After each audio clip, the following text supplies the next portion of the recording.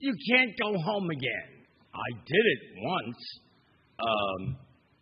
I grew up in a little town just north of New Jersey on the border in a county called Rockland, Spring Valley, New York.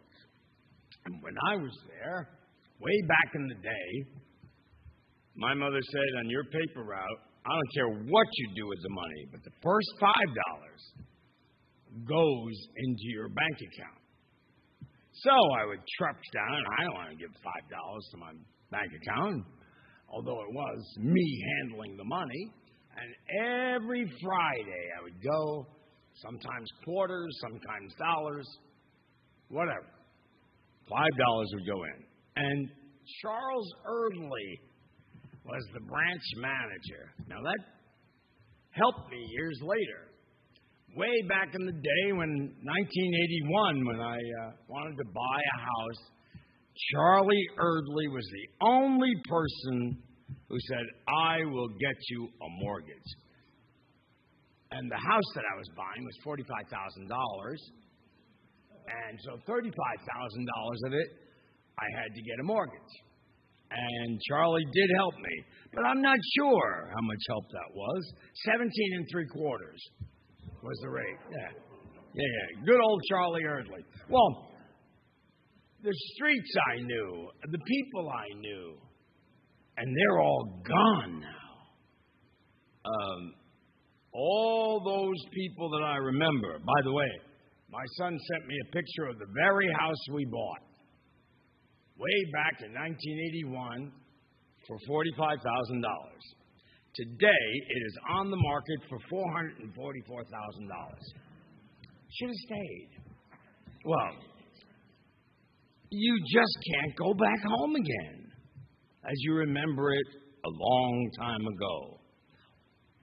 The people are not there. There's new people. And the buildings have changed. The roads may have changed. There's been change. Well, we remember that. It's dear to us.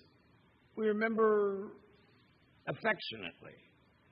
Because we knew people. And when you have familiarity with people, it is a bond. And I liken it to, have you ever, you can just raise your hand, have you ever been asked to dog sit or cat sit for somebody? Have you? Oh, there's some. Right? No. He says no. Well, if they're away, maybe you were called on to water their plants. Maybe, right? Or maybe you're the person who was given the spare key to their house in case of an emergency. Well, I don't know about what those things are on today, but I do know that the people who know you, who gave you the key or asked you to sit or asked something of you like that, not only like you, but they trust you. They think you're an honorable person when you do that. And that's why they asked you. And you're responsible. For example, you can be voted captain of a team in sports, in school.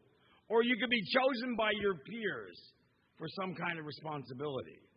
Maybe you get to be on the board of, I wrote frozen cheese holders. I meant chosen freeholders. Well, all right. Better still, you're asked to be, maybe you're asked to be in the bargaining unit at your job. Formal signs of how people value you. And often, though, it's not formal, but some personal things by your neighbor or your friend to dog sit, entrusted with that spare key for whatever reason. And maybe it dawns on you that your family members are not moving away, but they're wanting to stay within the vicinity where you live. And why? Because they think you're solid and you can be counted on. It can also be the really humbling and serious stuff, like somebody asking you to be their child's godparent, or how about you being the executor to their will? Because they trust you. in life, large things and small things, I think this is like our checkup, our midlife checkup. Signs in the eyes of your peers and your loved ones, and you're saying to others, you're okay. And we value that. Doing things right garnishes a trustworthy sentiment you can be counted on. And if you don't have anything like that in your life, I hope someday you do. In fact, I hope every one of us someday is listed in case of emergency contact in someone else's phone directory. I hope we can all be that for somebody someday. And then at the level of our country, this week's news brought maybe the best test I'd ever seen.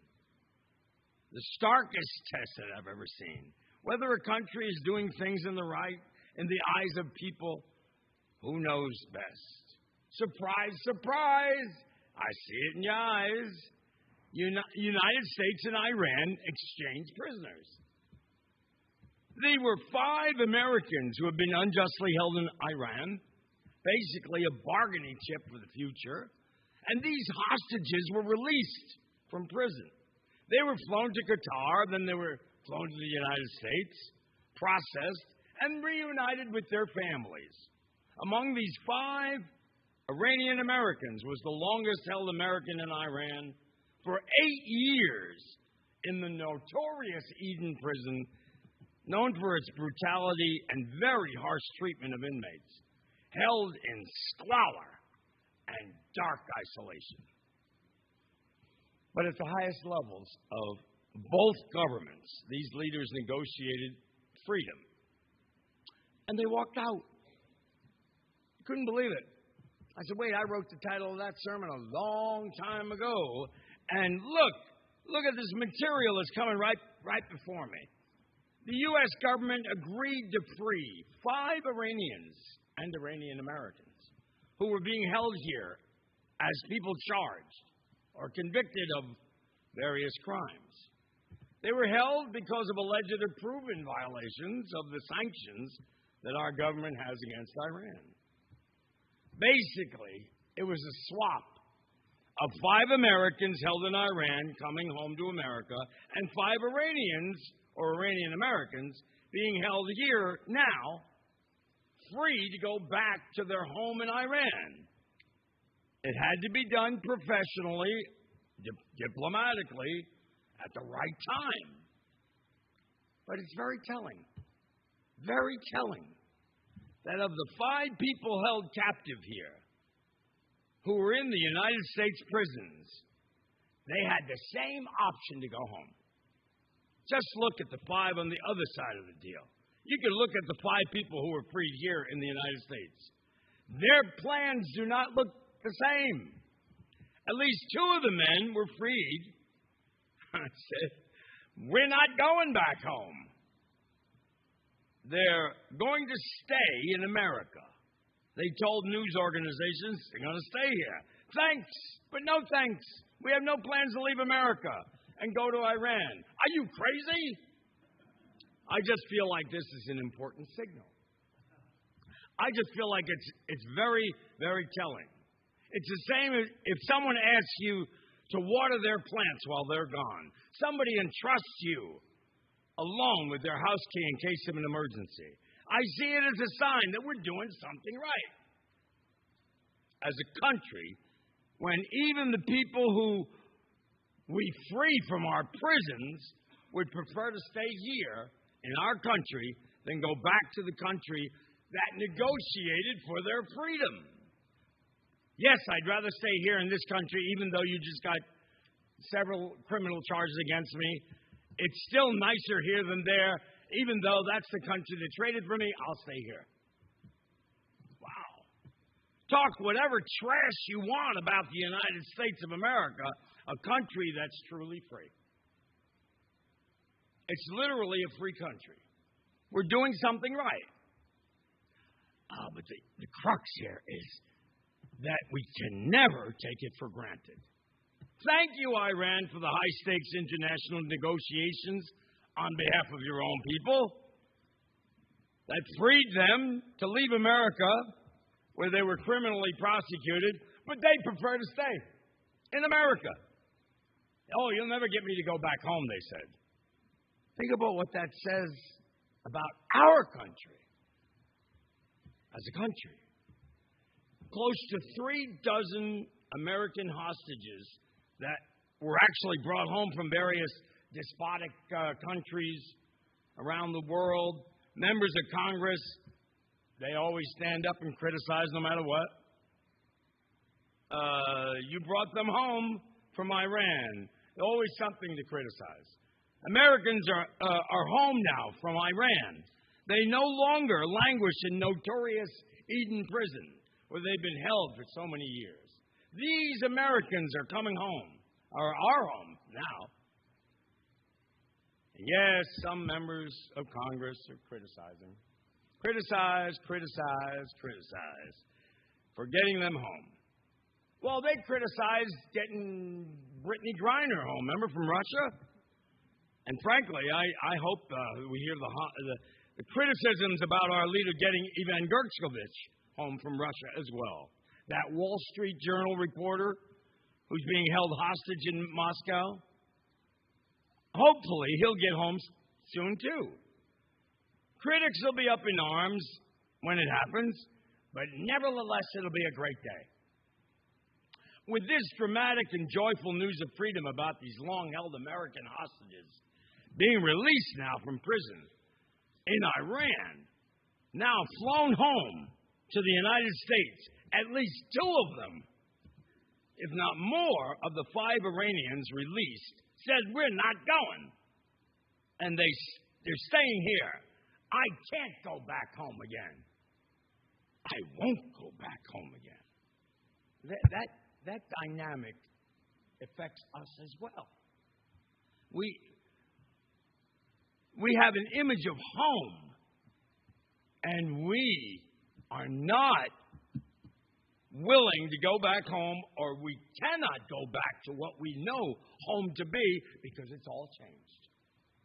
Oh, things are moving at a rapid pace all over the world. This profound dynamic is news that indicates what you know well. Other prisoners being held prevent them from going back home to their countries. There's more and more political prisoners opting to stay here. The land of the free, the home of the brave. We have a fragile and very, very incredible experiment going on for 240 plus years. Through high-level diplomatic negotiations, they wanted to stay here. Now, I feel that dynamic is a reminder of what we do have. We have people of the Unitarian Universalist religion, denomination. By the way, I spoke an invocation prayer at a fundraiser, and I said to those folks, in 2 minutes, you're going to forget who I am, and you're not going to remember the church I'm the minister of. Now, that's true. But I'll tell you one thing. There's no way I would ever go back down that trail from whence I came and say, well, I want to be a Methodist again. I don't think so. I can't. I won't. But anyway, as Benjamin Franklin came out of that convention in 1789 for the Constitution, exhausted and drained, well, it's a republic if you can keep it. This experiment that we have going on is fragile. It needs protecting. It needs embracing. It needs us. Why? Because Unitarians recognize that everything is in process of change, and they're willing to work for that which has gone before them. Whenever you see people in a movement to make unjust laws just, Unitarian Universalists are right up front because they know that unless you walk the walk, all your talking the talk is not going to help anything. We sprung those people out, but they want to stay. What is it about this country? It's unique, not to be taken for granted.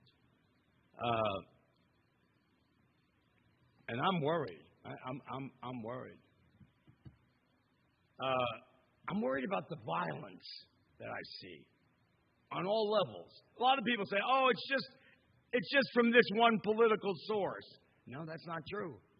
That's not true. I was reading about they were having processing for a probe of Hunter Biden, and those people doing the processing were given death threats by who knows who. And that's that group. It's not just any other group. One woman called in to a judge. Her candidate of choice is in that courtroom to be tried for something. And she wants to kill the judge because the trial is taking place in her court. It's led to the creation of a standalone unit to investigate and mitigate these kinds of things. Previous unreleased congressional testimony by the FBI investigating violent threats against officials in Fulton County, in Georgia, in the saga of the day, envision multiple criminal trials that are ahead for all kinds of people, celebrity politicians included. One major thing we're all waiting on right now is whether a judge federally overseeing the trial will grant requests to restrict what people say that might intimidate witnesses. And that's not all. Following the recent arrest of a demented woman, they have tightened the court system. One moment it's Fulton County threatened, and then it's the Fulton County Sheriff threatened, and then the county sheriff, then the FBI having to investigate other FBI officials, and the FBI investigating a judge in a case that is now being threatened. Another judge in one of these RICO cases, it's known has been threatened.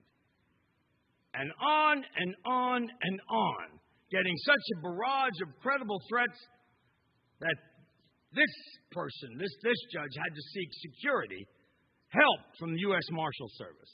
Public health workers have been threatened. CDC getting death threats.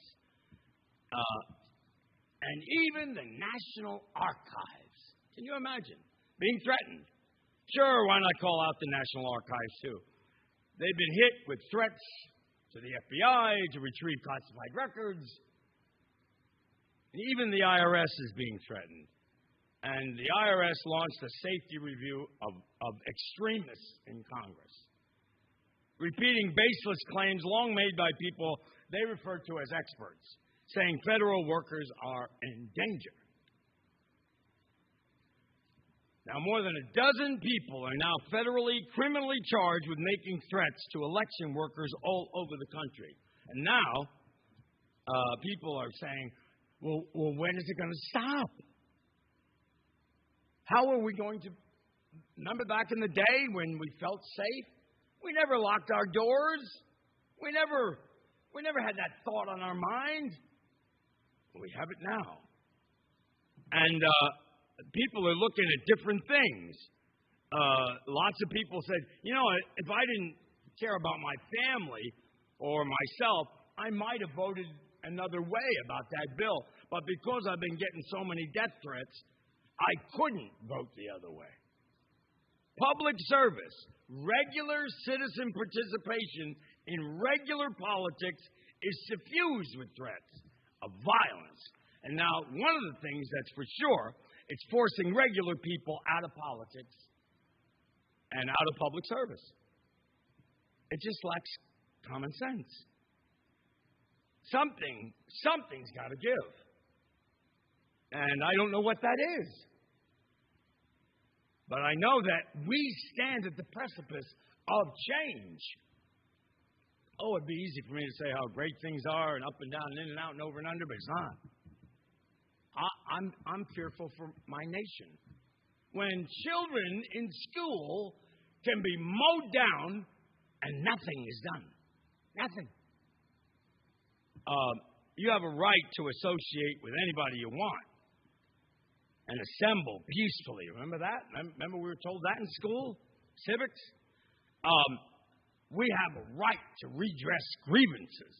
Why do we have the right to peacefully assemble? So that people who assemble peacefully can retrace the grievances with the government, threatening to expose you to physical danger either from the government or from anyone else. This is what's so great about our country. We protect protesters.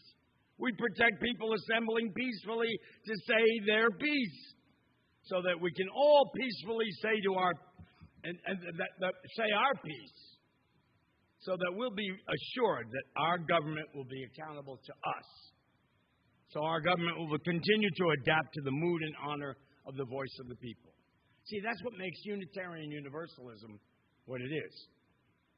I knew that when I went to that thing last night, nobody was going to remember or know what Unitarian Universalism is. Well, I hope that they would want to know after I gave the invocation. What is the mood of people who want to effect change and who know that this problem exists? What do we do about it? What we have right now is an atmosphere of ultra-right and, I guess, ultra-left political violence and threats, which not only affects individual politicians and civil servants and poll workers, but direct supporters. It has a systemic effect to right systemically over time, hollowing out the public sphere of government. So it's no longer a government protecting everybody. It's only for the brave and the militant fringe citizens who are either willing to just plain stop the violence, and that's just not the kind of democracy we are. They're not going to do it. That's not what we're supposed to be. You don't find solutions simply because you didn't like what people did by threatening those people and running them out of town. We're supposed to have a free press. We're supposed to have the constitutionally protected freedom to assemble clause included for all reasons. A right to protest for rights. We're supposed to have no barrier to enter participatorily. The democracy at every level, from student government to school board to city hall to your local dog catcher to state representatives, right up to the president. No one is above the law. If participation in public life at every level instead is powered by people building guns and threatening violence and death threats and intimidation of witness, is an adoption of grandeur of all the rest of the symptoms that's growing. I think it's cancer. There's a cancer in our country. Are we doing it all wrong when we're doing it, in fact, like way too much of the rest of the world does it? Or have we been different? The fact that we have been in a place of government of the people, by the people, and for the people, at least now, why so much of the world has been aspiring here to come and live here. Well, last week we saw one party in the state of Wisconsin terminate the praised nonpartisan administrative elections in that swing state. The party in power wanted to overturn results of that state election. And we're simply told by the Attorney General of the state, oh, well, by their lawyers and the legislature that they don't have the authority to fire that election official. They went ahead and fired him anyway. Well, we'll see election abuse in the crucial swing states, and we'll try to do the same thing with North Carolina. Citizens taking up the vote to clear the referendum. Rule of law officials are standing in their way, but this week they're currently ready to go forward again to take over the administration of elections. And that's frightening to me. And that's why now, because heaven forbid we hold on to free, fair, and sound electoral process. Yes, during election time in this country, democracy with a small d could be traded in for the garbage and the fictitious elections like everybody else has in so many parts of the world. Good people of all those other countries in the world pay homage to us because we've done it better. Our Constitution has allowed us to do it better. We have a good and rare thing. Oh, yeah, we do. We really do. Just like I've always said about this church. It's a good and rare thing that people want to know the issues, that people are yearning to make a difference. Oh, it's a republic if you can keep it. It doesn't mean we don't have our problems. It doesn't mean that we have a good system that we should fix it because it's worth fixing. We're listed as the in case of emergency contact in the whole rest of the world, which is something to be proud of.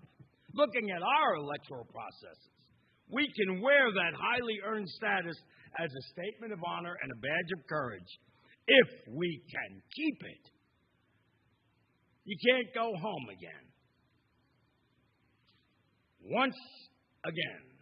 Once anyone comes here, the word can't is replaced with the word won't. Thank you.